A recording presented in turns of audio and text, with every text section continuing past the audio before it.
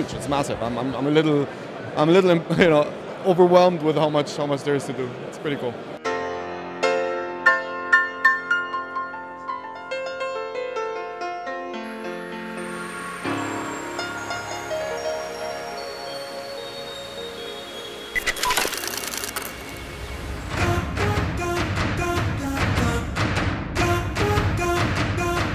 Well, I'm really surprised how large it is, how huge, and how much customers and partners you have here. So it's fantastic.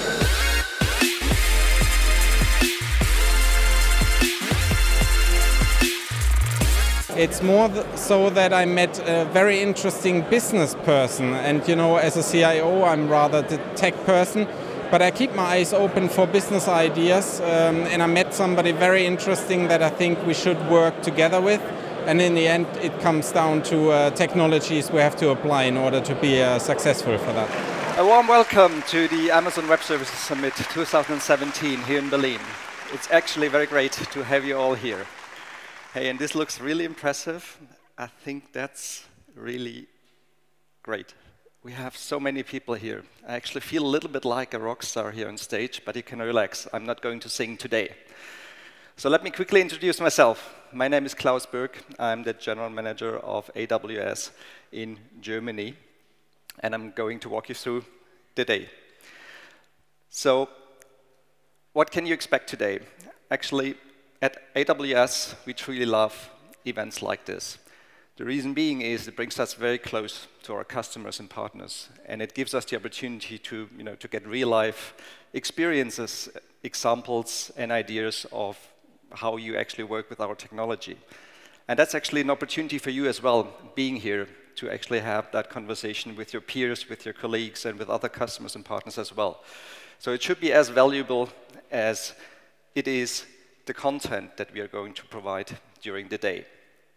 So now I can actually safely say that we are running today the biggest event we ever had here in Berlin. We have above 3,000 attendees and above 70 exhibitors, and actually above 60 sessions that we are going to run today. So have a look there and see what we can actually provide today. So if my clicker would go. Good. So let me quickly walk you through.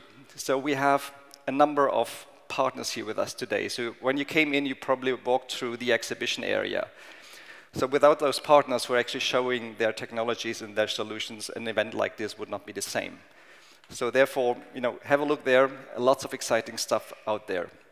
Then we have structured the day in mainly 3 key themes. So one is digitalization, the other one is cloud adoption, and the next one is next generation applications. We are going to run 7 parallel tracks, 54 sessions, and we actually go run 9 technical deep dive talks. We have a very nice area where we will look into innovation in a more depth. We go and show Alexa examples, but also Industry 4.0 examples, where you can have a look, and you should actually go do that. It's pretty exciting. The one thing I wanted to mention here is we have asked our training team to come here as well, because actually we at AWS, we strongly believe understanding the technology and the stack that we are providing better is actually giving you the opportunity to fully embrace the technology that we are going to provide. And that's actually across all customer sizes and across all industries. So have a look there. You can actually look what kind of curriculums are being available there and what kind of tests you could do to actually get better at the certain technology bits and pieces. Then there's one more important thing. We do have asked as one Amazon, so you probably know Amazon Web Services is only one part of the bigger Amazon family. We have asked a lot of other Amazon business units to actually go join us here today. So if you have other questions around the broader AWS business units and Amazon business units, please go there, have a look, and have a chat there as well. Now, I want to express a big thanks to our gold sponsors. They're not only sponsors, they're actually, the ones who have been long-standing companions to us, and they are actually the ones who are providing a huge value by making their customers understand the 90 cloud services that we are providing as AWS. So again, a big thank you. They will find them all in the exhibition area if you want to talk to them as well. Good. One more important point I wanted to mention. So we have asked the recruiting teams to be with us as well. So you will find them on the AWS booth over there. Please go there if you are actually keen to join. And another point I wanted to mention is we are going to run a recruiting panel at 1 p.m. where myself and other colleagues from AWS will a little bit talk how life and work at Amazon really looks like. So please come, join us there. Lots of new and exciting things to come. One more thing for the whole day, there is an AWS Summit app. I strongly encourage you to actually go and download that. It will walk you through the day. It has all the sessions, all the timings, and all the important stuff you should know. And you will obviously see all the, the great news being announced today in various social medias. The last point I wanted to mention is actually AWS is creating 200 more full-time positions in 2017. Those full-time positions are being based in our development centers in Berlin and in Dresden, but also in our office locations in Munich, in Stuttgart, in Frankfurt, Hamburg, Cologne, and Düsseldorf. And you will find roles like software development engineers, data center engineers, and technical advisors, solution architects, and account managers. And this is in addition to the 2,000 full-time positions that the broader Amazon community announced in February this year. So great times ahead. I wish you a very exciting day today. And now, we had initially planned to have Stephen Smith here with us today. Unfortunately, he had to cancel his trip because of sickness. But we did find a great stand-in.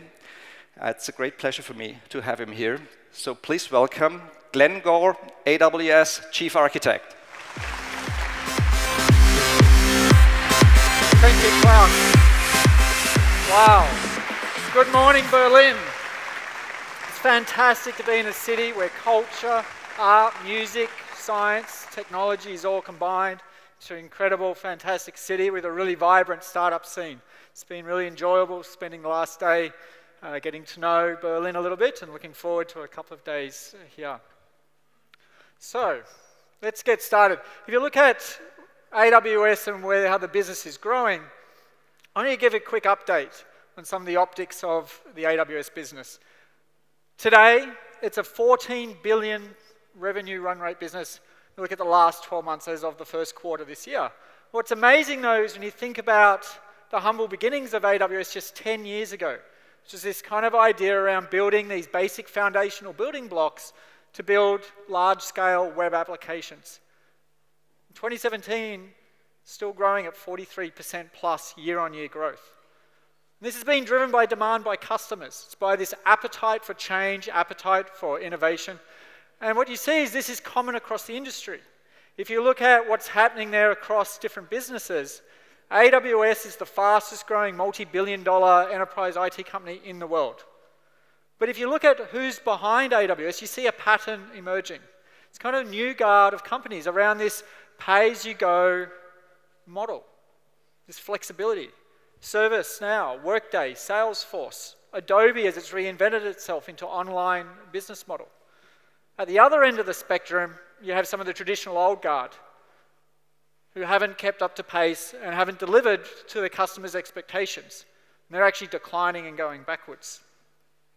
What's driving this growth is the millions of customers we have using the AWS platform.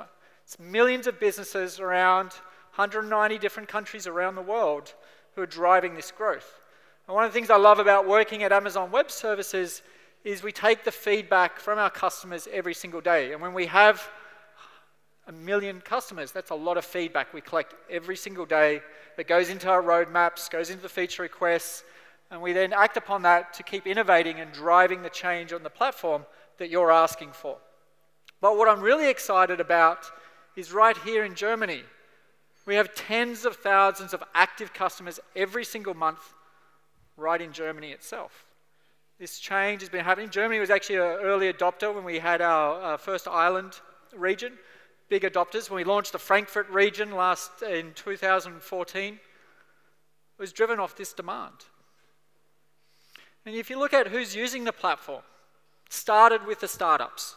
Startups were the early adopters of these loosely coupled components that would allow them to build highly scalable websites. There's some great German examples in here. MyTaxi, for example.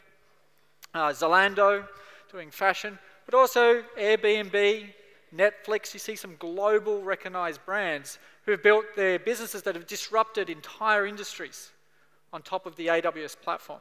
We've got some examples later on. We're going to show some of the scale challenges that these customers have had to overcome as they go from zero to some of the world's leading providers in their spaces.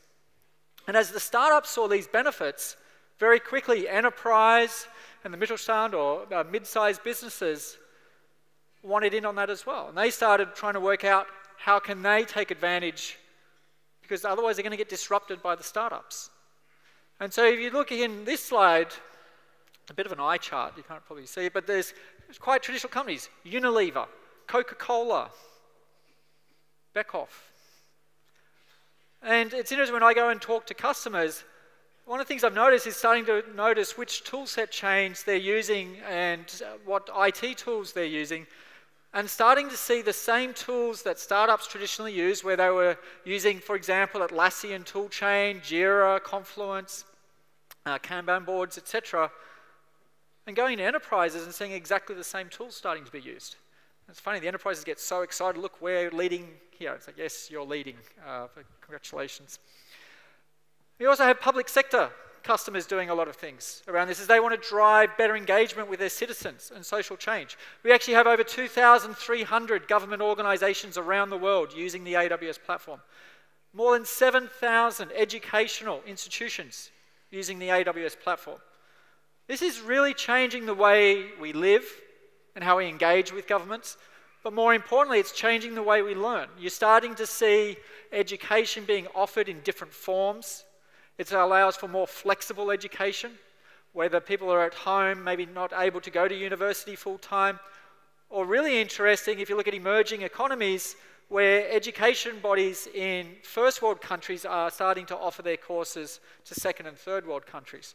This is completely going to change and revolutionize the world of education and generating that next generation of smart talent that we're all going to be tapping into to build into the future. This is going to change things dramatically. There's no point having all these customers across these industries if you don't have a broad set of partners. And there's a large range of consulting partners we have here, well-recognized global system integrators such as Accenture, Deloitte, CSC. But you've also got the rise of the digital natives, Second Watch, for example, who have built their business on the back of running operations and migration programs on the cloud, helping customers move from on-premises facilities into the cloud in a safe, controlled manner. We also have a broad ecosystem of ISVs. This is really great for you as customers because often you are using off-the-shelf software from these third parties and being able to know that they are supporting the AWS platform and that their software is going to be supported, run, tested, tuned. These are all important metrics you should be asking. As you use any platform, you should be looking at the full support model of this. You see, there's a huge range of brands there for everything from the financial services industry to healthcare applications to apps supporting startups, etc. Financial. There is a lot of things here. But what's interesting, if you look at that ISVs, one of the things that's also changing has been the AWS Marketplace. The AWS Marketplace, if you haven't used it yet, I really would recommend check it out. It's a way for you to tap into those ISVs. There's over 1,200 ISVs on that marketplace with 3,800 or so applications. And this, at a click of a button, allows you to test their software in a pay-as-you-go model. You don't have to spin up EC2 instances, download the software, install it onto EC2, grab a temporary license key. All of that disappears. Marketplace, you just get their image that's already been vetted, and you can run some testing against it, see whether you like it. If you don't, just switch it off, stop paying for it. If you do like it, you can take it from the marketplace straight through to production. The marketplace is really growing, and we're seeing more than 135,000 plus customers using this every single day. Really, if you're not using it, check it out.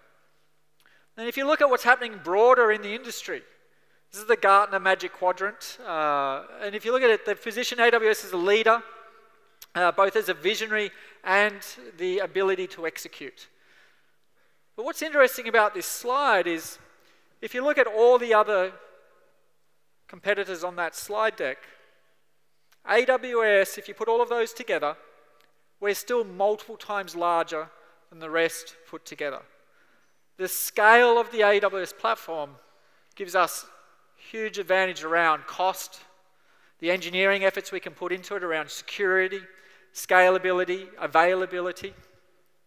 And again, having that resource of 1 million plus customers gives us great insight around how the use cases of that platform are driving and acting as an innovation flywheel, driving this continuous innovation of the platform. So where are we in the cloud's evolution? In 2014, if you've been attending the AWS summits, you would have heard us talking about cloud is the new normal. In that for many businesses around the world, the starting place for developing a new application was they were going to develop it from the start in the cloud. Then in 2015, it became control over your own destiny. In that you as developers, as builders, you were in control. You got to make decisions how you built, used, operated the platform. No longer were you being dictated to or told what you can and cannot do. And so when we reflected on this as we shifted from new normal to control, we suddenly started realizing from our customers that the feedback we were getting was that for the first time, IT people felt they were enabled. They felt they were empowered to have great superpowers within their business.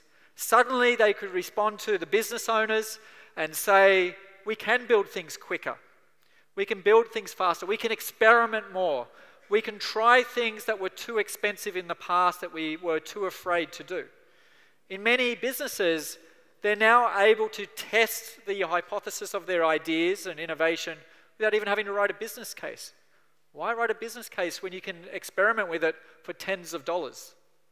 This is completely changing the role of IT within businesses. We're starting to see IT shift from being viewed purely as a cost center to coming back into being the center and owner of innovation and working with the business around delivering the technology change to the businesses. So what I want to do in this keynote is just run through some of the different superpowers that the AWS platform can give you as builders. And the first one is around supersonic speed. When I talk to customers, the number one thing they're looking for is agility. They want to compete faster against their competitors. They want to deliver more features and outcomes to their customer base to stay ahead of the curve and drive their business models. They want to take advantage of market conditions. If you look at the industry right now, it is changing at a faster rate than it has ever changed before. And it's not going to slow down. It's going to get faster and faster and faster. The only thing, just a couple of years ago, we still talked about doing releases. If you were fast, still maybe on a monthly or weekly cycle. Today, if you're not releasing on a daily cycle, particularly in the startup world, you might be releasing dozens of times per day. That is the pace of innovation that is out there in the industry. This is a great way of measuring that pace of innovation. This is the number of features released by AWS year on year. Back in 2008, it was 24. 2015, it was 722. Last year, it was 1,017. Now, there's two things to take from this slide. One, that pace of innovation is increasing. but it's increasing in what is becoming a more complex ecosystem. Now, normally in IT, those two are opposites. When you start with a greenfield install, you can make a lot of change because you don't have to integrate. But as you add more and more complexity around the platform, you slow down, it's more testing, interoperability testing, technical debt starts to build up. This is the proof that if you start using these newer models around DevOps and microservices, containerized services, and break it down and get the right architectural model, you can build bigger and more complex systems and be faster and be more secure. If you think about it, 2016 we released a new service. It's got to be integrated with IAM, it's got to have CloudWatch logs, it's got to be integrated to audit trails. There's a lot of things it has to be plugged into. Even with all that, it's still accelerating. And in 2017, if I look at the number of releases we've already released this year, we're off to a cracking start already. It's going to be another massive year for us and for our customers on new services. When you look at the AWS platform, it's made up now of over 90 major services, covering everything you need from infrastructure as a service to application services, development services, IoT, machine learning, mobile app development, operational management of the platform. It is really there. It's the broadest cloud platform in the world. This is driven by that pace of innovation. This is really important when you think about selecting a platform. Has it got all the tools that you are going to need to build mission-critical production scale applications to your customers? But it's not just about breadth of the platform. You want to have broad services with deep functionality. And if you take a look at some of these, for example, compute, we have 13 different compute classes. Now, a lot of people think, is that too many? Why do you have that? Because at scale, it matters. When you first start off, it's okay if you're using a slightly bigger instance. But as you start working with customers who have thousands upon thousands of EC2 instances to tens of thousands, if you can get a 10% efficiency improvement by using a different compute class, that's 1,000 instances you're saving. It starts to add up at scale. In databases, you want to have a really good selection of database engines that you can use across a number of different technologies, whether it be SQL, non-SQL, Aurora, dive into that. Security, have I got the right access controls around this? Have I got encryption technologies? Can I see what people are doing with the platform? Can I put configuration rules in place so that if something is not right, it'll trigger an alert for me? And all of this is worth nothing if you don't have the right network underneath it to do it. So when you think about this platform, it's broad, it's deep, and the way it's architected at its rawest level is we have regions, so there's 16 AWS regions around the world. We have one here in Germany, in Frankfurt, and these regions are made up of availability zones. Now think about an availability zone of its one or more data centers. Some of these availability zones can have 8 or more physically distinct data centers making up a single AZ. They've got multiple redundant network links linking these together. For example, our philosophy within a region is that every single availability zone is designed to be active-active. And that means they have to be within 2 milliseconds of each other, tops. If you want to run active-active, it's 2 millisecond is the limit. But they've got to be kilometers apart so that if something happens in that area, whether it be a weather event or some type of localized disaster, it doesn't want to take out the entire region. And several of our availability zones, in just terms of scale, have more than 300,000 physical servers in them. So these are big investments. They're really important for you as a customer. If you want to start achieving 5 nines of availability, you need to be in 3 or more availability zones. Now, why is this important? It's really important because I'm really excited today to announce that for the Frankfurt region, we're announcing a 3rd availability zone coming, which will be available in mid-2017. So this means in Germany,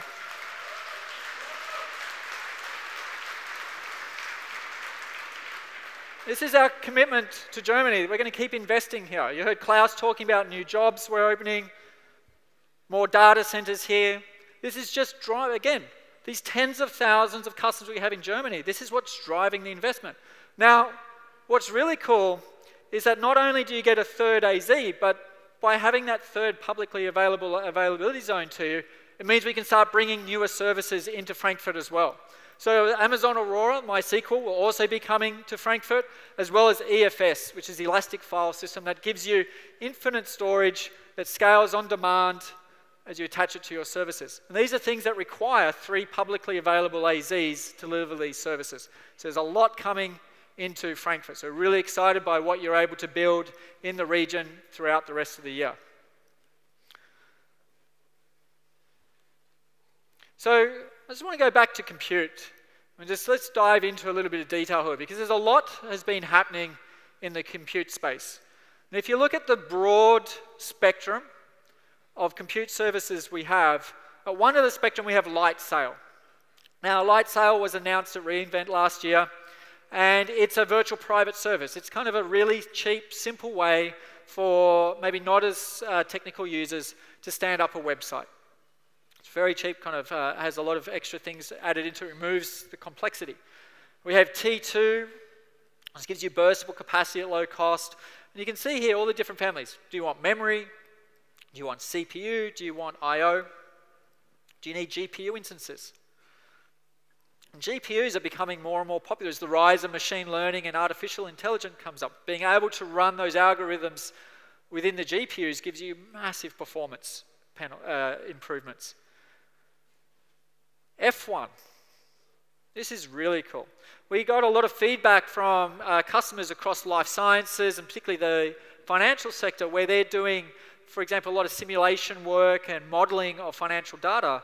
It would be really good if you could have FPGA technology. This is where you can actually program the silicon to the algorithm you want and have the code running kind of at silicon speed. Makes a huge performance improvement. So we've announced the F1 EC2 type, which gives you now the ability to have on a pay-as-you-go model, elastic approach, access to field programmable gate arrays. So industry first. Not only that, but we also listened to feedback from customers around the ability to use these GPUs, and we came up with this concept of elastic GPUs. What if we could attach a GPU to any instance type? So you get the best of both worlds. You have flexibility around CPU and memory and sizing, and attach the GPU to the right instance size for yourself. This really starts changing how you start building those compute models to support a widely differing array of workloads in there. And actually today, we're announcing that Amazon Lightsail has been made available across Europe in the Frankfurt, London, and Dublin regions as well. It's for customers who are looking to use that easy-to-get-started approach to the platform.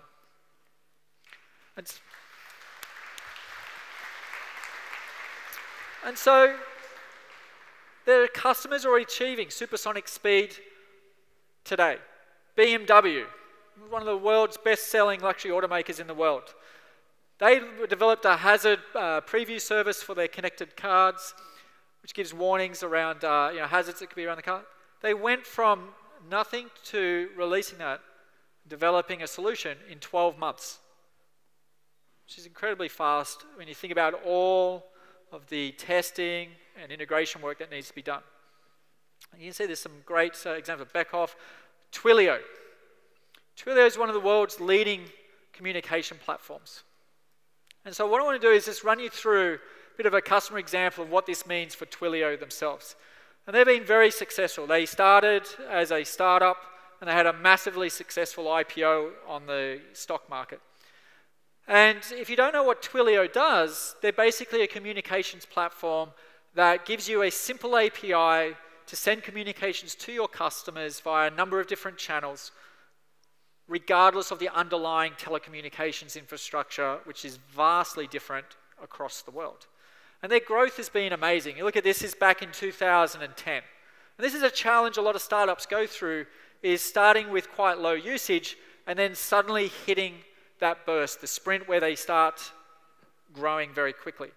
And then you look at 2013 and how that came to 2010, that growth just keeps climbing in 2016. This requires a lot of engineering and architectural work to design a platform that can scale at that pace. You have to redesign your databases, redesign communications, availability modeling, how you deploy this at global scale. And so what Twilio has used from AWS, these are the main technologies they're using. They're using EC2 with the Elastic Compute, Kinesis for real-time streaming, the Elastic Load Balancers to give availability. They're actually using 28 availability zones around the world across 7 regions, using Lambda for serverless computing, Redshift for data analytics, DynamoDB for NoSQL, for doing the data management, and they're using Direct Connect for the networking to actually connect directly from the telecommunication networks into the AWS cloud. And what this has allowed them to deliver is an extremely high available platform, scaling to billions of transactions with broad functionality and global presence. Actually, the proof is in the numbers. They've been able to maintain 5 nines of availability using this architecture. They process more than 100 billion API requests every single year on that platform. They've been able to add new functionality. For example, adding voice clip storage, where they store the voice clips in S3, use Lambda to do processing of it. And that super speed ability allows them to deploy, on average, 30 new features a day. 30 a day.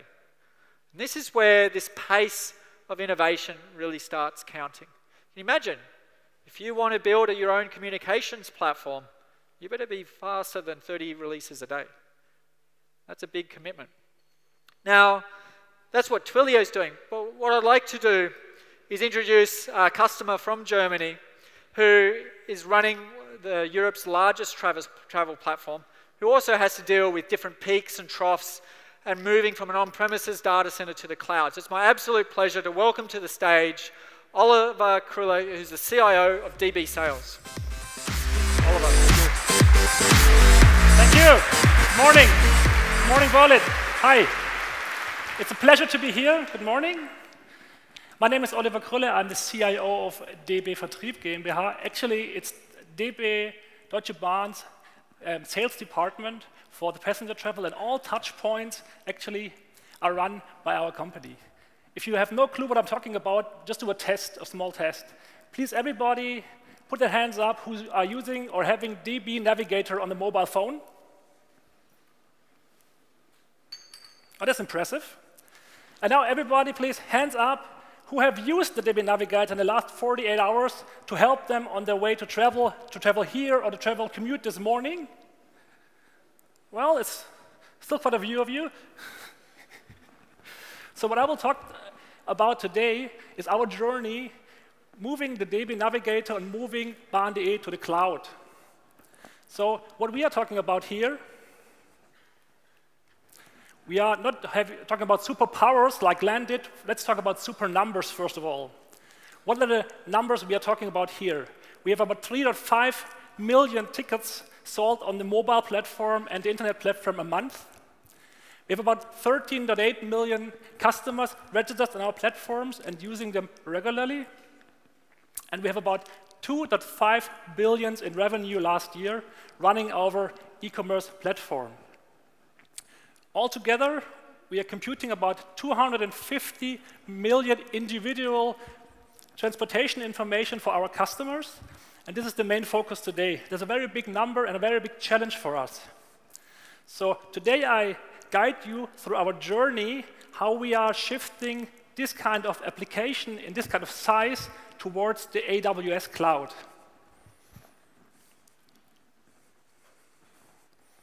So what are our main challenges in this change? Actually, in 2016, we had to renew a data center. We are running our application on 2 data centers, and one of the data centers was actually out of life cycle. So we were discussing our strategy. Are we going for an investment, or are we actually going to go for a cloud strategy? We have to optimize our capacity planning. In a big corporation like Deutsche Bahn, it takes you months to order a new server. So if we want to put a new feature online, or if you want to help our customers because of volatile number of requests we have, it's very difficult to react in time. So we have to find a way to optimize our capacity planning. We also have to take a look at the total cost of ownership, which means how do we actually come up with the best solution for our operations and the cost of operations. In the process of actually shifting to the cloud, we also have to keep in mind to keep up our very high availability we already have, and we also have to minimize the recovery time. It should be seamless for the customer. When we are shifting towards the cloud, the customer should have no impact on everything we're doing in the background. One important goal for us was also to obtain geographic redundancy, the business continuity management. As we are talking about our most important platforms for the customers right now, and our strategic product, the DB Navigator, we have to find a way to obtain geographic redundancy. But most important is the low-risk transition strategy. As you can imagine, in a big corporation, in all corporation we're talking about, we're not talking about startup here, we have many, many things and many stakeholders we have to talk about. First of all, we have the technical risks we have to manage, but we also have the organizational risks. There are many processes, there are many organizational impacts on the cloud shift, and actually there are also many risks we have from the transition towards our customer interface and user experience. As we have to manage them, we have to find a way to do it in a proper way. I want to give you an example. This is actually our Reiseauskunft.bahn.de, which is also the back system for our navigator. Take a look at the number. I'll give you 5 seconds to get a little impressed. This is actually a real graph from last year. This is a load increase by events actually during one day. What happened? Some of you might remember that last summer was quite a rough summer with extreme weather conditions. We had hurricanes, we had thunderstorms, we had hailstorm. This particular weekend, there was a big rock concert going on, Rock am Ring. I'm not sure, some of you might have been there, but actually after one day, the whole concert was canceled. The people were wet, the people were totally exhausted, the people wanted to go home, the people did not know what to do. Is the concert going on? Is it canceled? So all of a sudden, there was flooding going on, and people want to get home.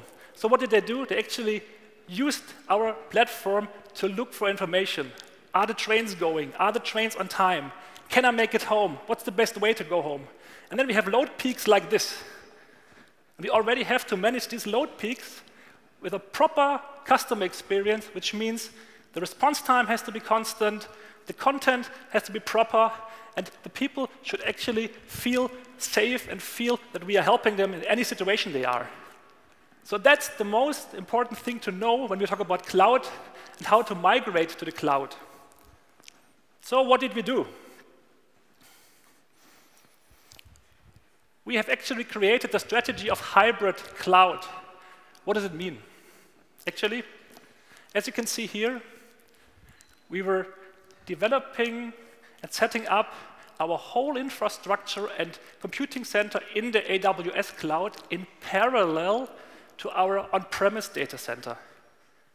So we have an on-premise data center in Berlin, and we have an AWS premise, which we are using, a virtual premise in Frankfurt. After setting this up, we also implemented an adjustable load distribution.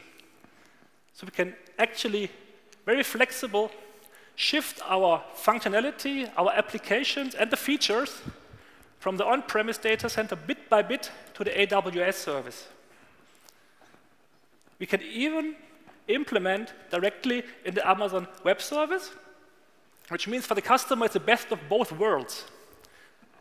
We still have running processes, we have structures people know, we have all this transformation and change going in the background in a stable environment in Berlin, and we already work and set up the new environment, the new teams, the new processes in the AWS center, and we can already use all the superpowers Glenn was talking about, like disaster recovery, redundancy, cloud bursting. We can now go for blue-green deployment, zero downtime deployment of all our features, which means it's actually a risk-free transition. And for a big corporation like ours, I think it's the best thing we can do, and I think it's the only thing you can do if you talk about this kind of application with this user impact. So why did we choose this way? Why did we choose this strategy? Actually, we did it for you, the customers, because we like you actually to have the best user experience, and we like you actually to not really get any problems or get anything, to realize that we are shifting to the cloud. So the next time you are using the DB Navigator, always remember hybrid cloud. Hybrid cloud is actually the core of the DB Navigator and of bahn.de. And for all the guys in this room who are not using the DB Navigator yet, I hope after my short talk you are interested and download it from the App Store, because I think it's a very great app and it helps you a lot. So thank you very much for listening. I hand over to Glenn, and I hope you have a nice day. Thank you. Awesome. Thank you, Oliver. Very good.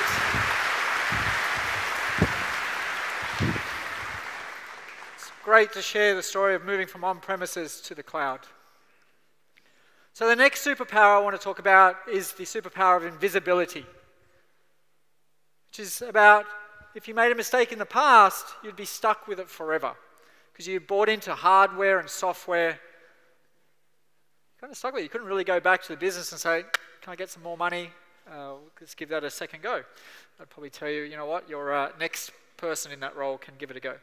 And so if you look at what's been changing, architecturally, we've been moving from monolithic services towards services as a services-oriented architecture, which kind of started breaking up these monoliths into definable services that interacted with each other, and then started shifting towards microservices. And so what are microservices?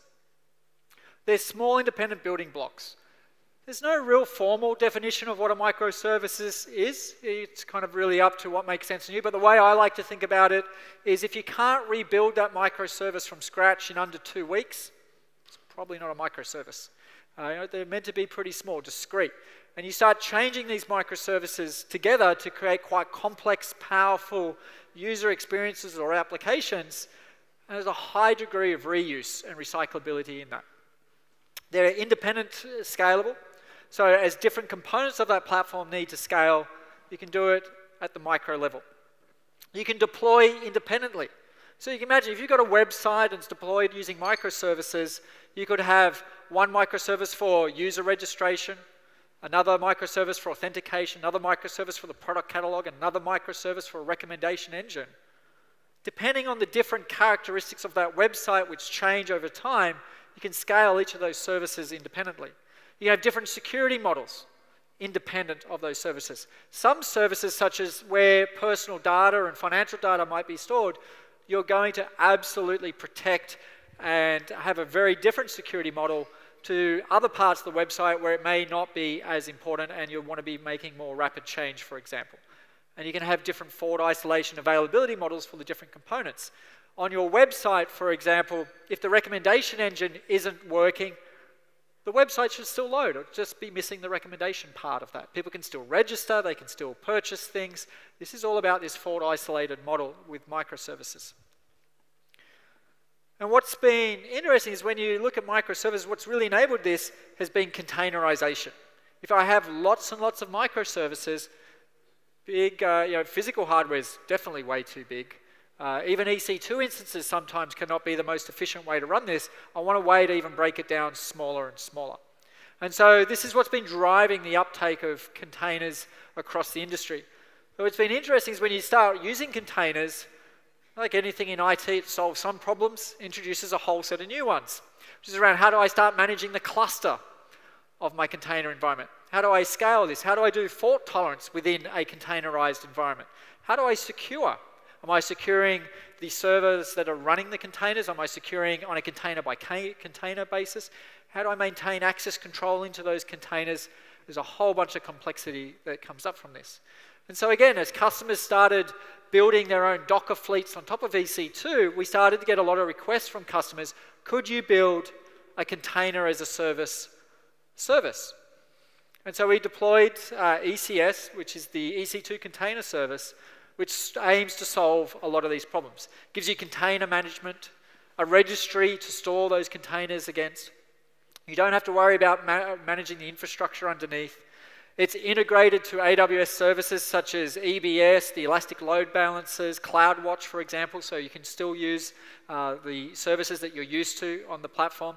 It's integrated with IAM, so you can use IAM's fine-grained access policy control on a container-by-container basis. You can have a combination of batch and long-running container tasks, and it's multi-AZ aware, so you can get that availability out of the box without having to look at it. But it goes further than that, because if you start looking at the ecosystem around the container service, there's a whole lot more integrated to it. You need DNS, so that as instances or containers spin up and down, am I registering with DNS? Am I adding it to the load balancer as they come and go? I need to have coordination across that. I'll use step functions to orchestrate workflows across those microservices. I need development tools to manage the pipeline and deployment of different versions of microservices as they go out into a container-based services. So there is a lot of different features in here, and today in the breakout sessions, there are sessions diving into this in detail. I recommend, if you want to learn more about this, go to that and learn. It's really good. We're seeing a lot of customers having success with ECS. MyTaxi, German startup for booking taxis, they've gone all in with AWS, and they use containers quite heavily. They connect 10 million users with over 45,000 taxis across Europe. And that entire infrastructure that they run for their mobile app is built on top of Amazon EC2 and ECS, supporting MyTaxi's Docker images.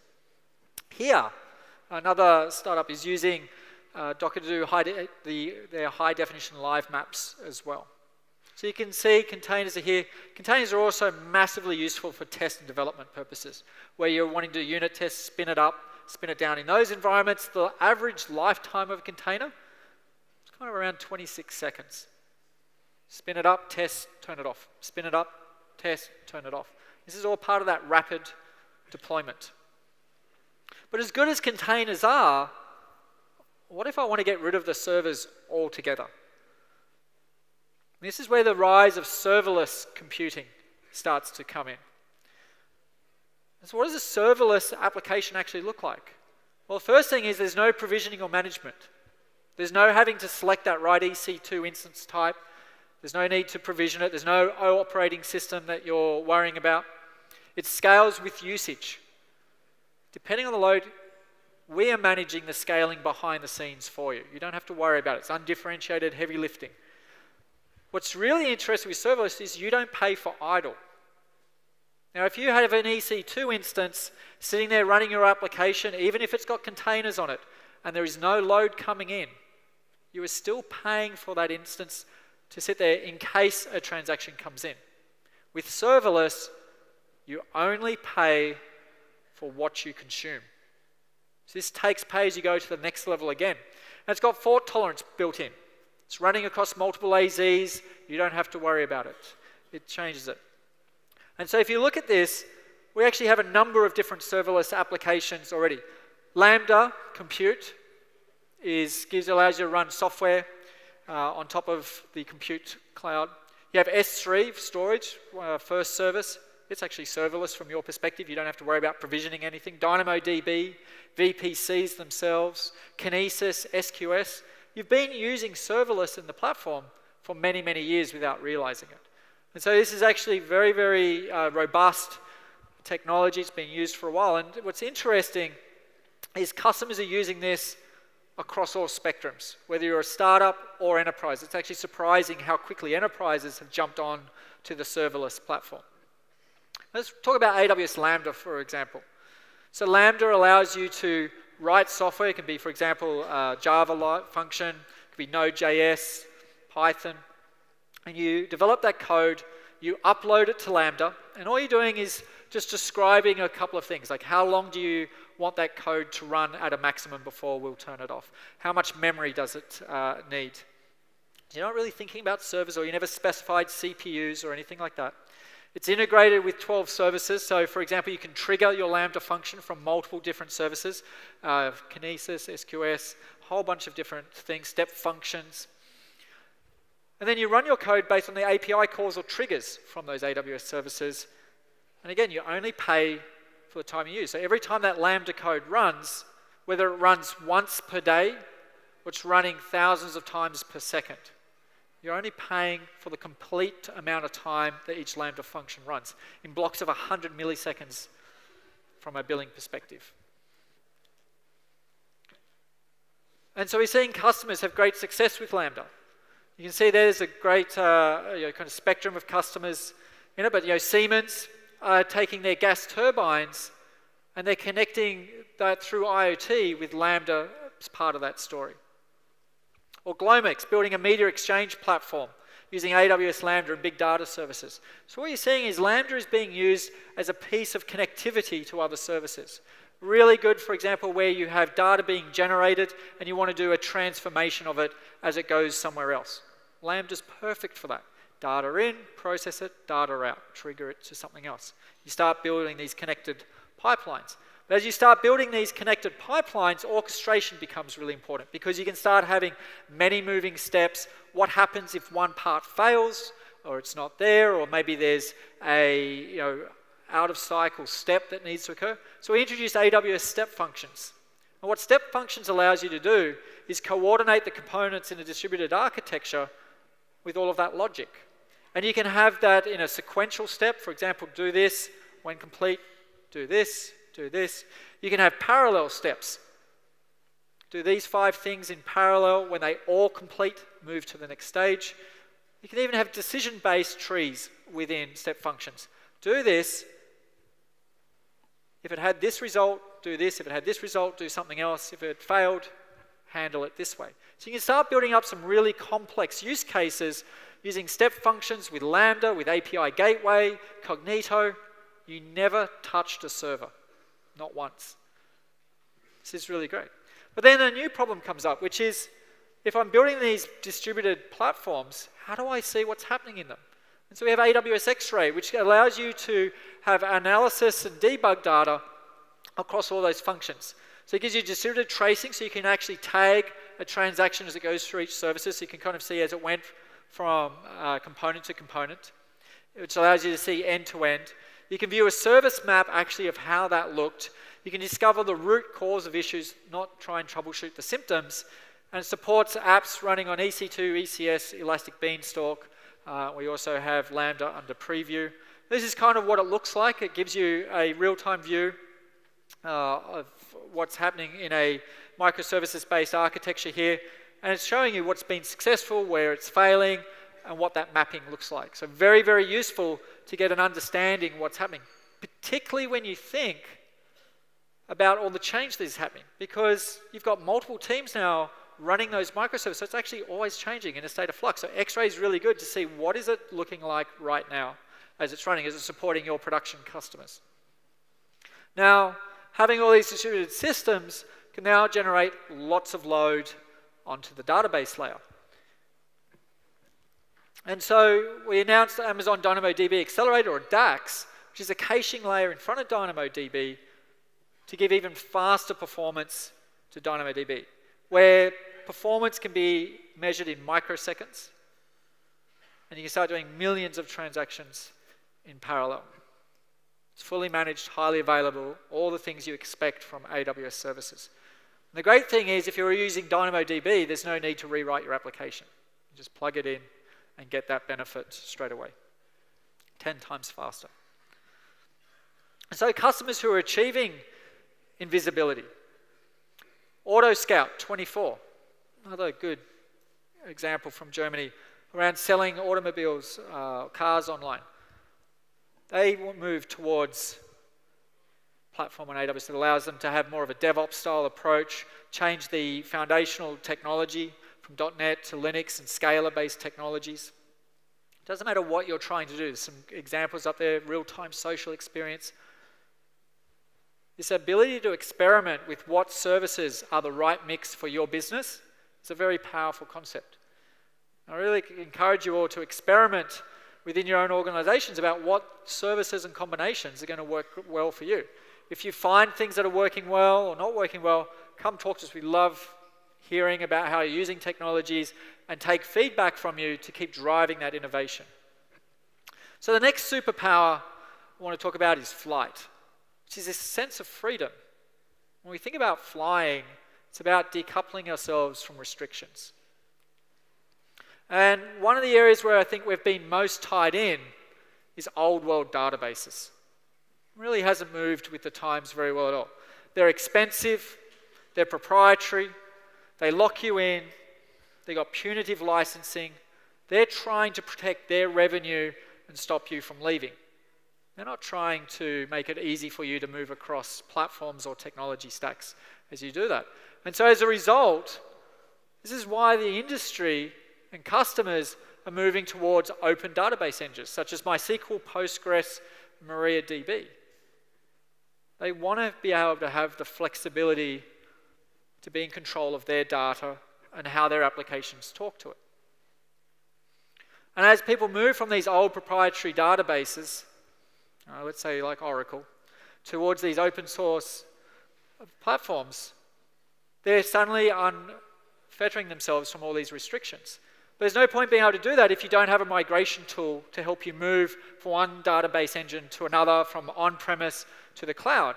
And so we have a DB migration service with over 23,000 databases migrated already, which allow you to migrate between database on-premise to the cloud.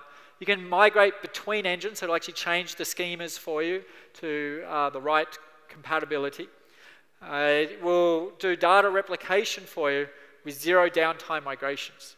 So what this means is you can take your application that is using a proprietary on-premise database, start migrating the data to AWS, to RDS or Aurora, for example. Once that migration and synchronization has occurred, just flip the switch.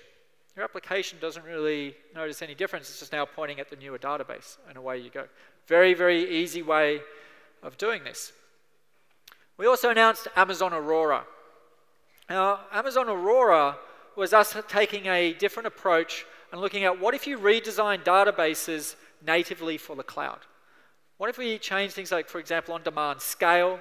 We had the ability to scale transactional performance separate to the storage layer, and Aurora was the result of that. Now, originally, we had it as MySQL compatible. It's up to 5 times the performance of kind of high-end MySQL clusters. It's highly available and durability built into it. Again, you don't need to worry about it. And we wanted to aim at 1/10 the cost of commercial-grade databases. And as a result, Aurora's been our fastest growing AWS service ever, which is, I think, says the need from customers who want to unlock the potential of their data in those databases.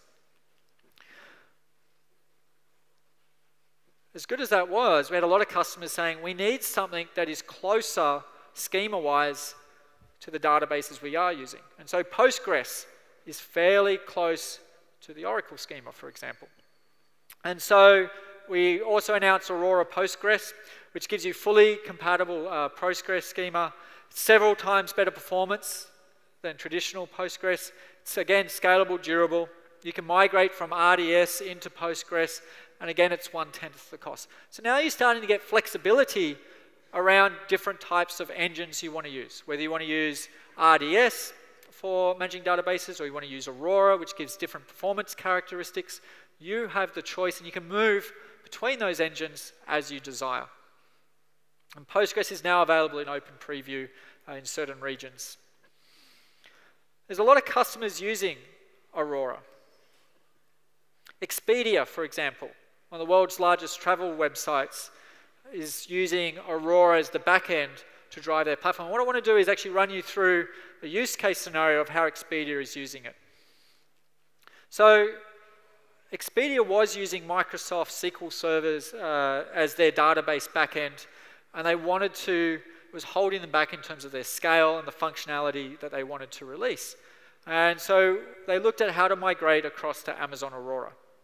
Those of you who don't know much about Expedia, it's actually a massive platform. It's over 170, 150 plus travel sites across 70 countries. It's huge. And when they use, the way they use data at Expedia is they're taking all the hotel pricing information from just about every hotel chain in the world. They're storing that and they're doing analysis over that data to generate suggestions and trend data in real time. You can imagine when you're booking a hotel or a flight, you want to know the availability right then. You don't want to book a room and then find out 10 minutes later it's not there. And then they want to be able to analyze the historic trends to give future promotions. Data is king. The more you know and the availability you have to tap into that and get insights, it gives you a competitive advantage against the competition. And so the results they've had with Amazon Aurora is astounding. These are their real numbers. 300 million rows of data inserted per day. At peak, 70,000 rows per second at peak off Aurora. Now the reads they're doing, many orders more than this. They have a 30 millisecond average response time on writes. Actually, for reads, it's about 17 milliseconds. And they're getting this high performance and cost-effective data platform to drive their business. And so this is allowing them to continue to innovate, drive that analytics, and come up with new insights and new promotions and campaigns to interact with their customers. Now, data analytics is happening all around us. And you may not realize it's happening in places you may not think of naturally. Now, there's a room hopefully all of us use on a daily basis, which is the bathroom. And you might be thinking, what data analytics happens within a bathroom? Well, actually, quite a lot. As you start thinking about IoT, water consumption, what that is doing. And so it's my absolute pleasure to welcome another customer to the stage, Bert Depier, who's the Director of Digital Innovations for Grohe, who's going to share what they've been doing around innovation, data analytics, and IoT in the world of bathrooms. Bert.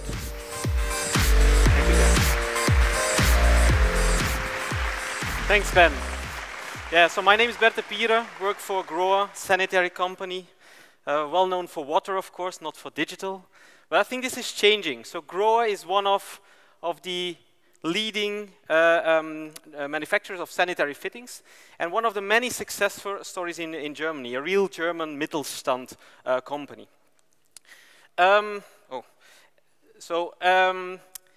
When we were actually looking 3 years ago around innovation around water, we saw that startups were innovating big time the big corporate ventures. They were outpacing us.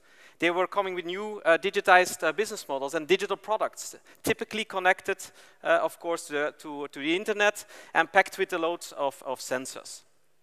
In the end, we decided to take a challenge, looking for a solution, looking for concepts around digital water. And so we set up an ideation track. And the ideation track, one concept was found. We developed an MVP, and the MVP developed into a viable business case.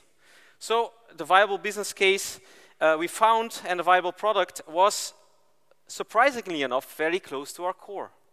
So the advantage of what we are developing now, our digital transformation, the spearhead of our digital transformation, is that we're able to combine our big corporate venture with a strong German brand, made in Germany, award-winning design, sustainability, that we were able to combine this with the agility of a startup. So we found a concept, a product close to the core. That's the advantage of what we're working on. And so what we developed is a concept around water damage. I mean, the facts are striking, right? 54% in Europe, 54%, so 1 in 2 of households is suffering from water damage every single day. In Germany alone, 1.1 million water damages every single year. I mean, that's huge, right? And the cost of water damage is also huge. It's the biggest cost driver in the whole house, right? Everybody's already thinking around fire, but water is the biggest one. More than 50% of the cost, more than 50% of the occurrences are driven by water damage. So water damage is huge. And we have a claim. I don't know if you know our claim. Our claim is pure Freude an Wasser, pure water enjoyment. So we want people to enjoy water. right? And water damage is not enjoyment. So we wanted to fix something, right? And what we came up with is Grohe Sense and Grohe Sense Card. We developed a complete water security system, right? Combining again the big brand we have, making people aware of this situation in the house. I mean, 54% of the households have the issue, yet only 3% of the household is having some kind of a system to check that something is wrong. So the opportunity for us as a company is big. We can help our clients. And we can only do this through modern technology, right? So the first product, Grohe Sense, is a smart water sensor you place on the ground everywhere where you want. It's connected to the cloud, of course. It checks for flooding, so then it sends a beep, and it connects to the cloud. It sends a message, but it also senses humidity. Humidity is another big problem in the house. Humidity and temperature. So those things you get on your smartphone, and you can act right away if you want to. But of course, if a pipe breaks, it's great to have a message back, but hundreds of liters of water are flooding out, so what do? Yeah, then you install Grohe Sense Guard. Grohe Sense Guard is detecting unusual water consumption or let's say, pipe bursts or pipe breaks, and shutting off the water if you want to, right? So the water damage is contained, it's minimized, the cost is minimized, and we are actually having happy customers. The good thing about it, if you go on holiday, you shut it off before you go, so you don't have any risk. Even if you forget it, you can do it remotely. And we can only do this with cutting-edge technology. Cutting-edge technology meaning cloud technology. So in our journey, we decided, we decided to check what partner or what cloud do we need to use, because there's choice out there, right? And we decided around 4 main parameters. Number 1, given we have a product roadmap with lots of products on that you don't even know of, we actually want to have a state-of-the-art installation or infrastructure, but also a forward-looking one, right? That's number 1. Number 2, as we are in consumer products, we need cost-effectiveness linked to it. I mean, I can understand that you pay lots of money for a hygienic X-ray system, and that you have that it has a huge messaging cost. We can't afford that because a faucet, in the end, you pay for it. It costs maybe €100, right? Number 3, a secure solution. So we, as Grohe, we do security by design now for this product. Yet, if it comes to hosting the cloud, we didn't eat cheese. We say in Belgium. We didn't eat that cheese, right? And this means we don't know how that works. And we want security experts really to look over the security of that cloud so we can fully concentrate on the customer experience. Number 4, automatic scaling. We believe our vision is that we want that users enjoy water throughout the day. I mean, we are talking not about smart home, we are talking about smart living. Because you actually awake, you take a shower, you go to the kitchen, you drink from the faucet, you go to the office, so you actually are seeing water throughout your day. So we want to have a solution that can scale because we believe our products will be connected. So, and those 4 reasons were the reasons to select AWS, together with our implementation partner Reply, to set up our cloud, our Grohe on this cloud. Yeah, okay, good. The setup of the infrastructure for the techies here. So we use a serverless paradigm, again, because we want to scale. It's elastic, it's flexible. And we use an Amazon virtual private cloud, where we use the Lambda, MySQL, Redshift services from Amazon. An IoT gateway towards the products, and an API gateway to separate and to connect to the mobile devices. As a protocol to communicate, we decided to use MQTT over WebSockets, so we can combine lower cost with compatibility of devices. Again, we want to focus on customer experience, so we were very happy that we discovered that AWS has DevOps, so it's a flexible way and a good way for our implementation partners to deploy their code, right? So we use infrastructure as code and continuous integration but also delivery and deployment, so completely automated process. So again, we, Grohe, can concentrate on customer experience, and our developers are doing their job. In the end, we were able, with this solution with AWS, to set up a complete water security system, but also a forward-looking cloud, the Grohe on this cloud, to connect future products to. And it's both state-of-the-art and future-proof.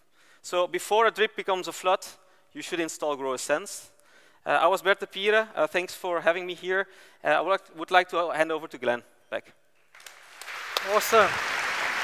Thank you, Bert. Again, a fascinating use case of working backwards from a customer problem. Great example, thank you. So, this is, by the way, this is not intended.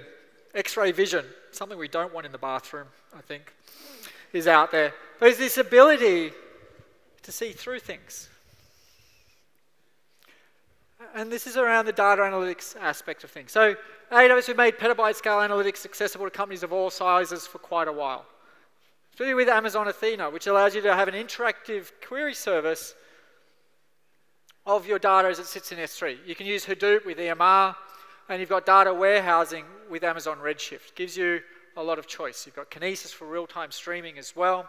But Amazon Athena, if you haven't used it, is this interesting capability where you can store data, so for example, log data or transactional data, put it straight into S3, and then run SQL queries against that data and be able to get insights. So there's no infrastructure to manage. You get fast results within seconds, and you pay for just the queries you run. And there's customers using this today. You have Amazon EMR, which has been around for many, many years. It's a very popular service in the data analytics space by customers. It gives you a lot of choice of different technologies to run on top of your Hadoop stack: Spark, Presto, HBase, Hive. It gives you fully customized features around how big, what instance types you want to use, and you can create your own custom code to run on top of that. Very important in the world of AI and ML as well.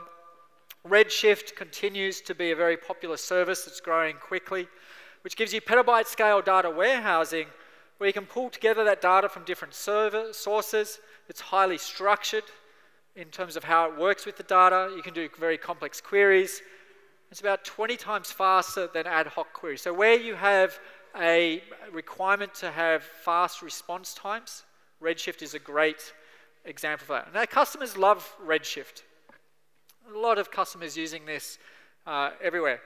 One interesting use case is Huddle, who ingest, encode, and distribute thousands of hours of high-definition footage from sports events to millions of coaches and athletes on over 130,000 teams worldwide. They actually ingest 35 hours of content every minute. Sports is huge. But what's interesting is, as big as this is at petabyte scale, customers are storing even more data in S3. So in Redshift, you have petabytes of data. And in Amazon S3, we have customers measuring their data in the scale of exabytes. Well, what if you could link the two together? And so we announced Redshift Spectrum, which allows you to run queries from Redshift directly against the data in S3. And so now you can link the two together. You can have, for example, a set of data within Amazon Redshift that is highly structured, indexed, and then you can have your data lake that can be made up of structured, semi-structured data and run queries across both sets seamlessly. Supports a number of different data formats, and what this allows you to do is start scaling your data warehouse independently of compute and storage. So decoupling those two aspects, whereas before you had to scale them in a linear fashion. I want to give you an example though of just how important this is. So if you take a complex query against an exabyte data set, so for example, let's say we've got 4 tables, we're going to have 1 in S3, we're going to have 3 local within Redshift, we're going to have 8 filters, 3 joins, 4 group by columns, 1 order by, 1 limit, 1 aggregation, 1 function, and 2 casts. There'll be a quiz at the end, by the way, for all of you. If we were to do this complex query, which is a good example of what is happening in the real world, and we're to run this on top of a Hadoop-based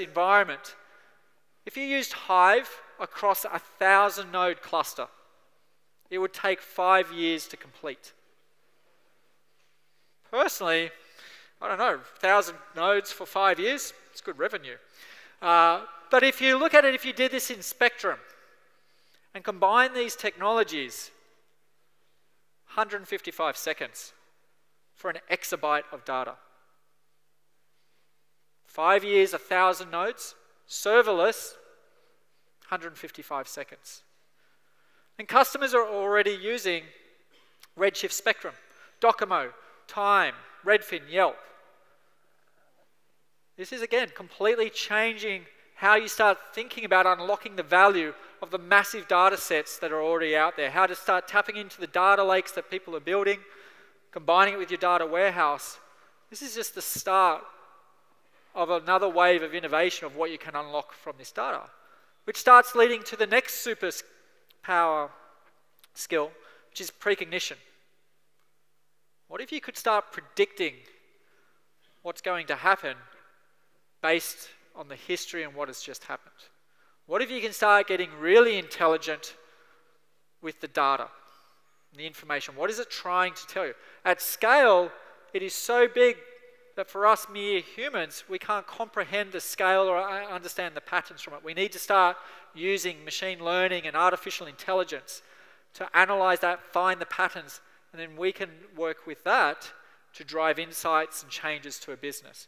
Now, to take us through this in more detail, it's my absolute pleasure to welcome Dr. Ralph Herbrick, who's the Director of Machine Learning for Amazon, and actually he's based out of Berlin for our development center right here. He's going to take you through what we're doing in the AI and ML space. Ralph.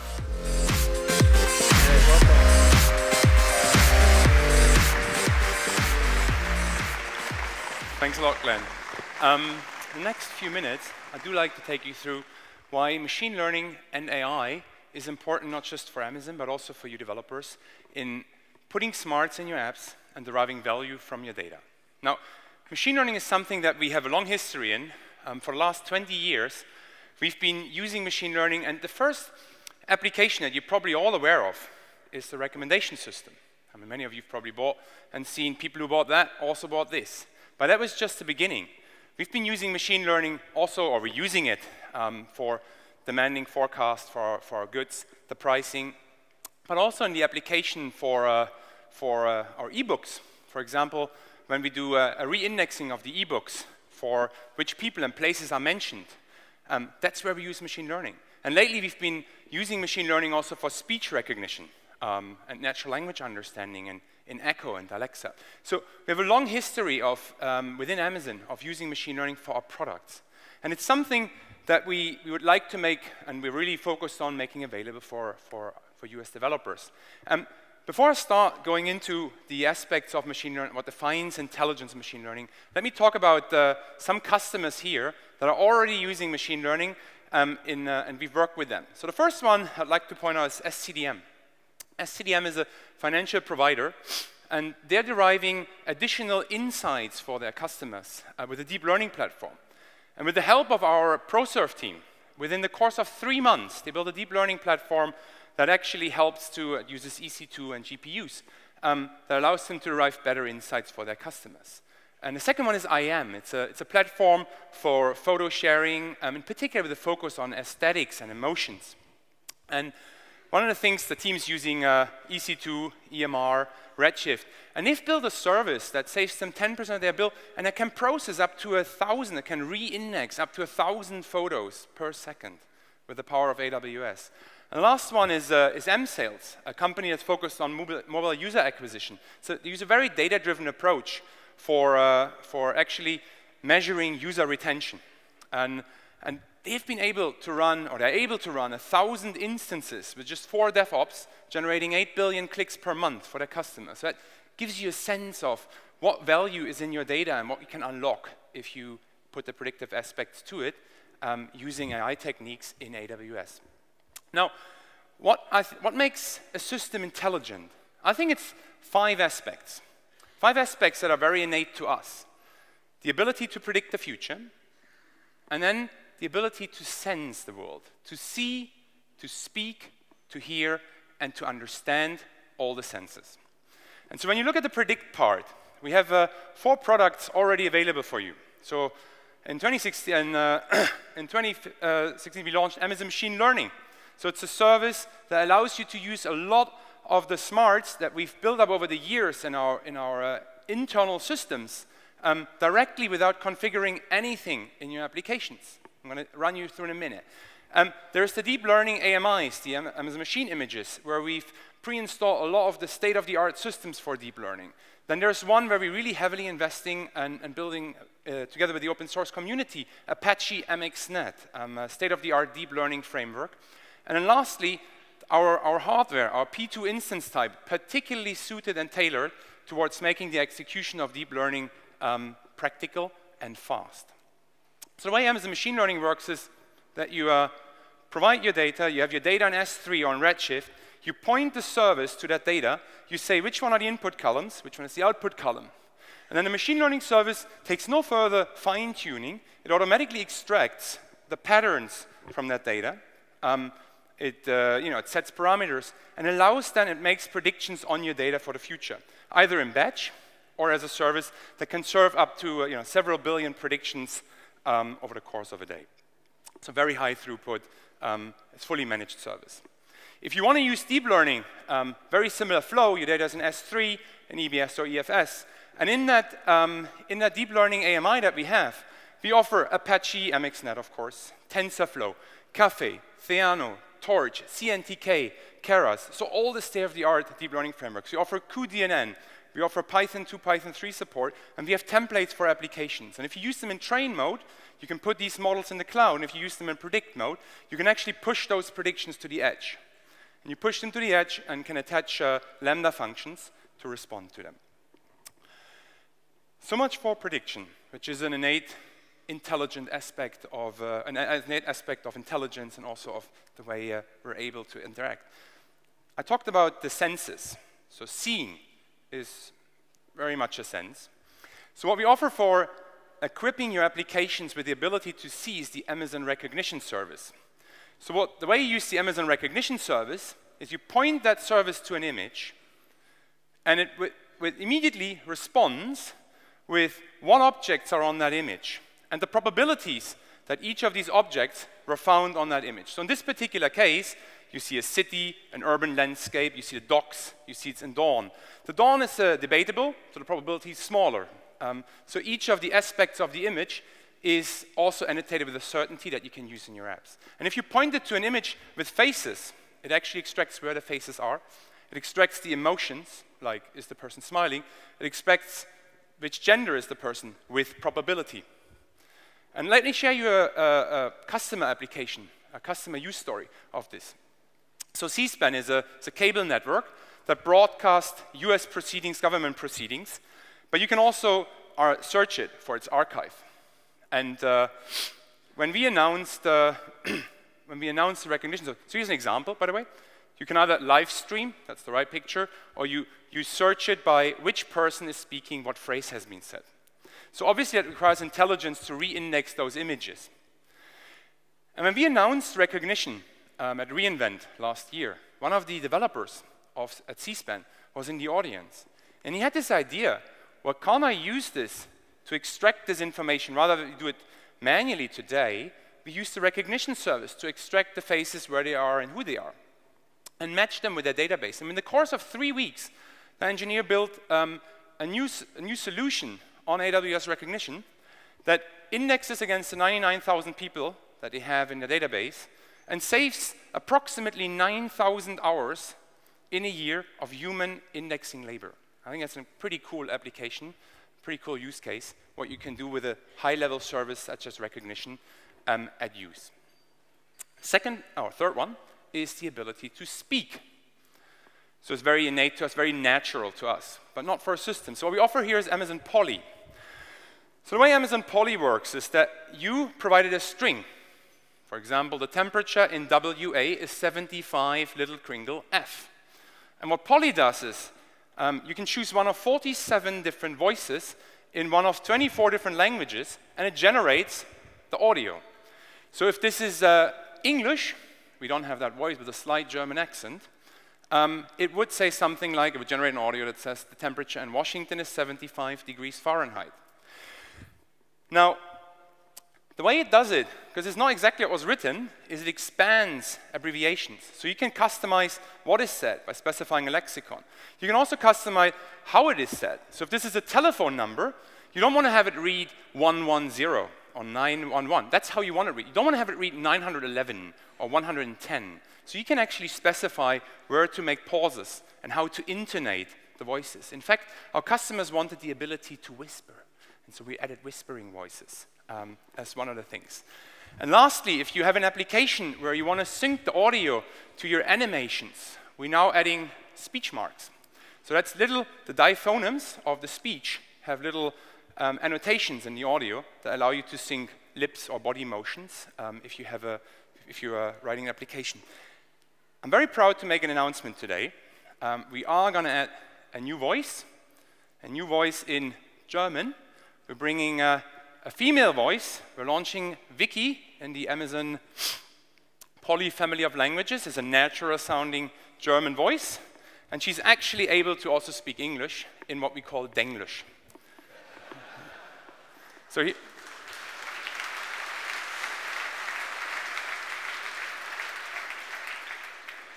here is an example of Vicky. Hi, mein Name ist Vicky und ich bin eine neue Stimme für Amazon Polly. Ich freue mich darauf, in Apps, IVR-Systemen und mehr verwendet zu werden. Cool. So apps, IVR, these are not typical German words. Good, welcome Vicky. So lastly, as I said, the ability to be intelligent include the ability to hear and to understand. And what we're offering here is almost the reverse of Polly, in that you don't start with a piece of text that want to be spoken. You start with something that your customers speak, and you want to understand what they said.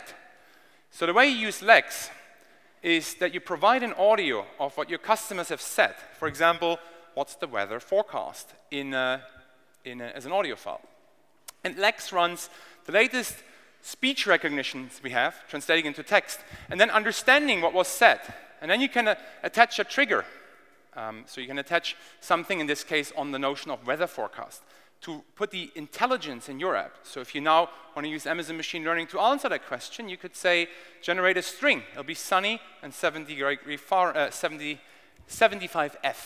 And then Polly does the magic of translating it into an audio for your customer that it will be sunny and 75 degrees Fahrenheit. Okay? So it's really closing the loop between understanding your customer and responding to your customer in a natural way using these high-level AI building blocks. There's a bunch of aspects I really like to point out about Amazon Lex that are powerful. First of all, it's fully integrated. The development you do is mostly in the AWS console because it's about specifying what are the intent triggers on which you want to launch your Lambda function. We also support multi-step conversations, so true dialogue, that you have a true dialogue for your applications. But what I think is one of the coolest features, because it's a fully managed service in the cloud, we will and do constantly update the accuracy of the speech recognition and the natural language understanding for your apps. So your apps get smarter over time by being in the cloud. So before I hand it over to Glenn, I'd like to give you a glimpse of the customers that have already been using this Amazon AI services. And one of them that's close and dear to my heart I'd like to point out is Duolingo on here. Duolingo is an app that helps you learn another language. And one of the things that Duolingo does, it's using Amazon Polly now to generate that. And the CTO of Amazon Duolingo said that the quality of the speech generated is good enough that people can learn another language. And I think that's a pretty cool statement. Thank you. All right, thank you, Ralph. AI/ML is just absolutely amazing what you're doing and how fast it's changed. Only a couple of years ago, we were doing with Echo just audio, and now it's doing visual, and many other things to come.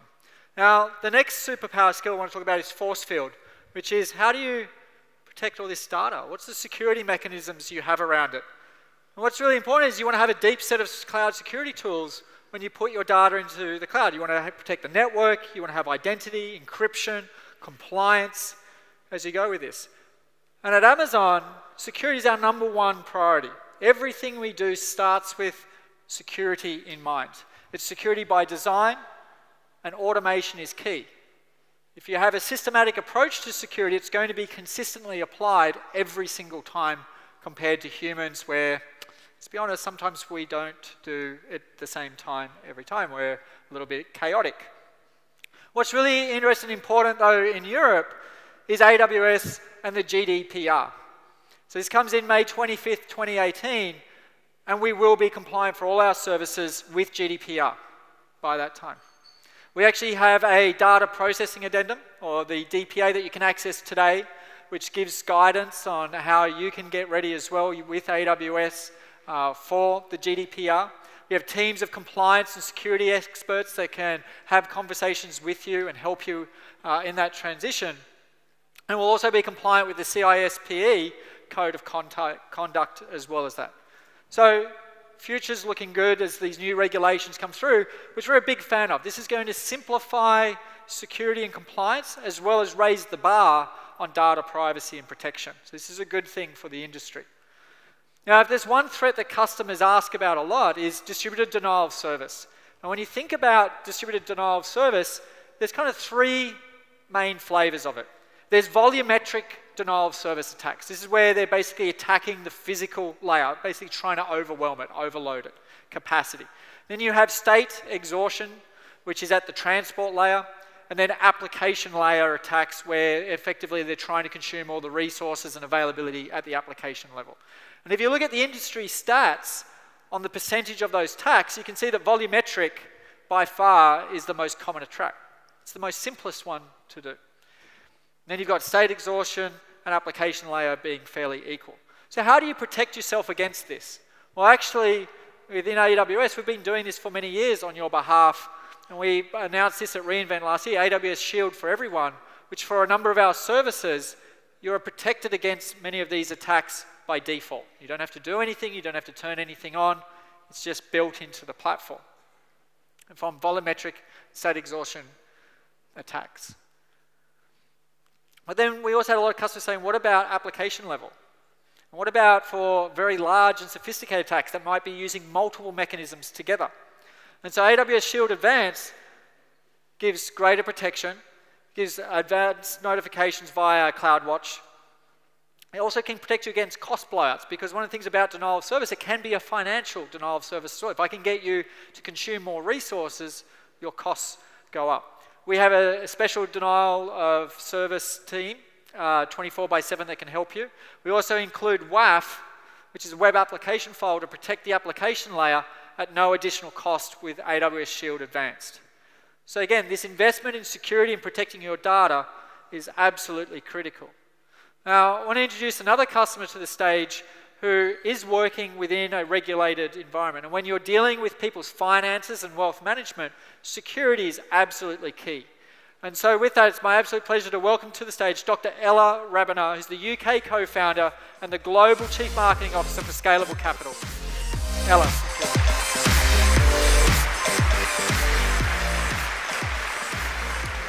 Thank you. Good morning, everyone. I'm very excited to be here on that stage today. And my name is Ella Rabiner, and I'm one of the co-founders, UK co-founders, and the global CMO of Scalable Capital. And I want to talk to you today a little bit about how we managed to build a business in a highly regulated environment, entirely in the cloud. Something that I think 15 years ago, or probably even 10 years ago, would have been pretty much unthinkable in the way that we're doing it now. So let me maybe do a quick room check. Who here in the audience, as far as I can even see from up here, has already heard about Scalable Capital, read about us in the press?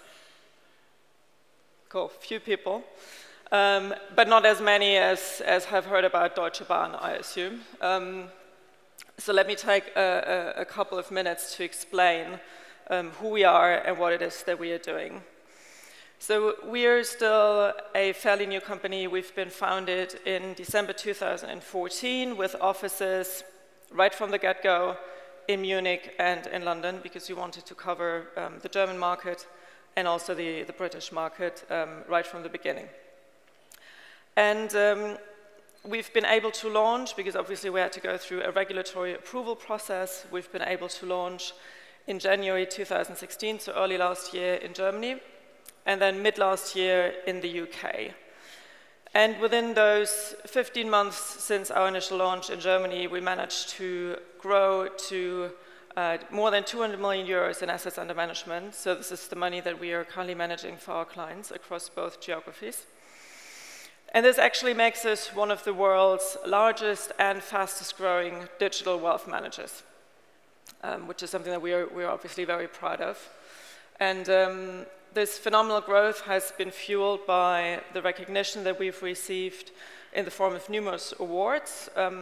And one that I'm particularly proud of is that we've been selected as the only European startup by CNBC for their Upstart 25 list, which is a list of companies that they believe have the capabilities to really disrupt the industries that they are operating in. And in our case, obviously, that's the investment management industry. And we've also recently partnered with Siemens Private Finance so that we can offer exclusively, us as a provider, can offer private wealth management services to all Siemens employees and their families. Also a huge achievement, obviously, and a great validation of the work we're doing.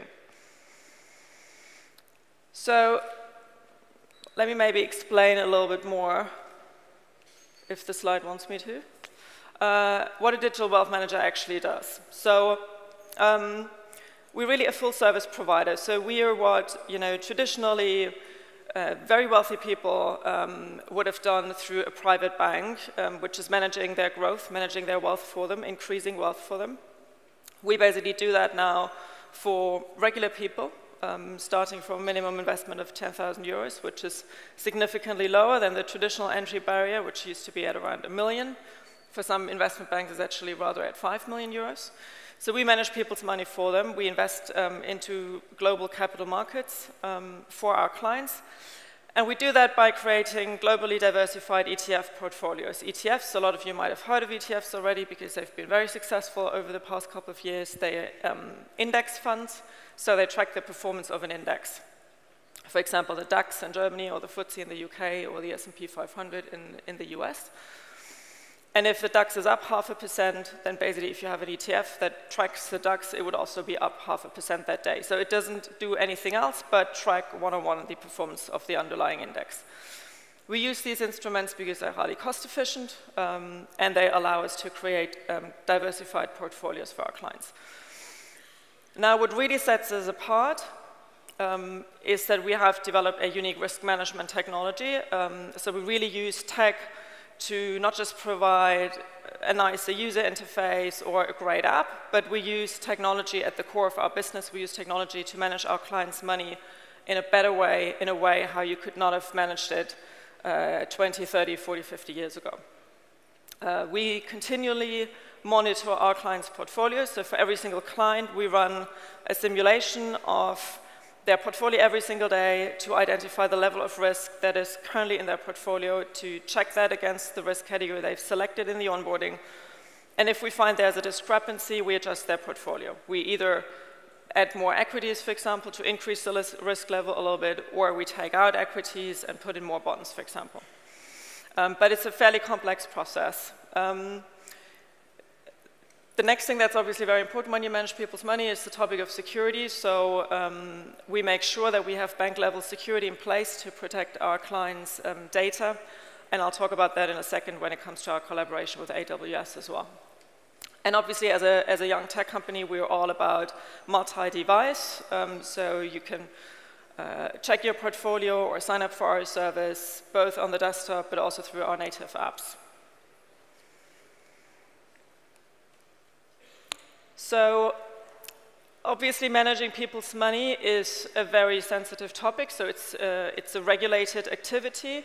We are regulated by the BaFin, the Bundesanstalt für Finanzdienstleistungsaufsicht in Frankfurt, and the FCA, the Financial Conduct Authority in the UK. So we went through both regulatory approval processes in parallel. And of course, there are very strict requirements with regards to both data locality and data privacy, as well as disaster recovery mechanisms.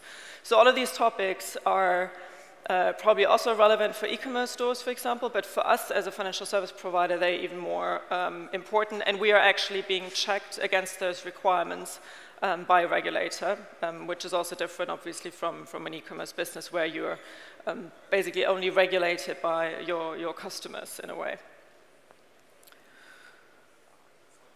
So this is now where our partnership with AWS really comes into play.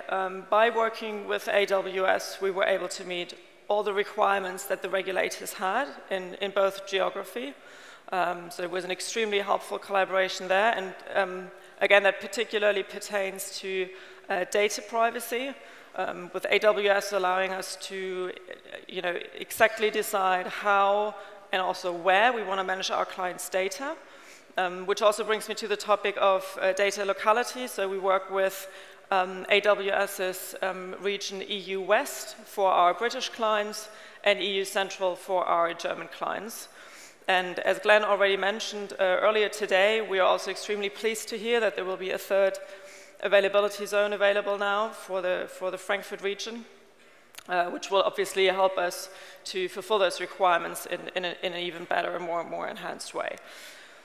Other than that, as I mentioned, we run a very data-intensive business model by running these simulations every single day for every single client portfolio. Currently, we have around 6,000 clients. In the future, we might as well have 60,000 or 200,000 clients. We run simulations every single day, so we have huge requirements when it comes to both storage and also computational load. So we use AWS's S3 and EC2 services in order to facilitate our business processes there. We also use CloudTrail to ensure that all the changes we make in our infrastructure can be completely retraced at any given point in time. We know exactly who did what when. And finally, we use RDS as well because it allows us fast shipping of new features across all devices. And it basically comes with a lot of pre-configured services. And this is really just a snapshot of some of the services that we're using. And I think to summarize, basically, all of this, all the AWS services that we use really helps us to make sure that our engineering team can really focus most of their time on what we want to do as a company, which is deliver the best possible product in terms of user interfaces and so on, and also the best possible service behind the scenes to all of our clients, and to be responsive to feature requests, to feedback that we get from clients, and to not have to spend a huge amount of time building infrastructure that someone else is a lot better at building for us. And I think it's great to see that in the past you would have had to spend a huge investment both in terms of time and resources and money to build that type of infrastructure to allow you to run a business in a regulated environment.